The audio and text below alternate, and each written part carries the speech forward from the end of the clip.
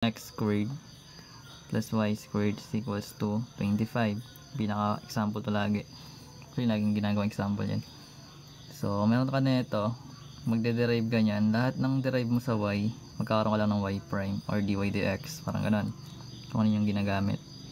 So, basically, yung derivative ng x squared, that is 2x. Alam na natin yan. Bababa mo lang, then bawasan mo yung exponent.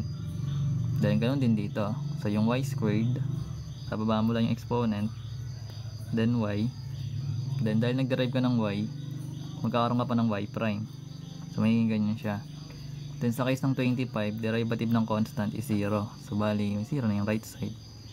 Then solve ka na for y prime. So same nang ginagawa din sa equality. Para ma-solve yung hinahanap natin, lilipat natin yung ibang term. So magpapalit yun ng sign. So magiging negative 2x, yung 2x natin. Then from here, divide natin for 2y kasi yung hinahanap lang natin is y prime. So big sabihin, magkakaroon tayo dito ng y prime as negative x over y. So ito yung magiging derivative mo para dito.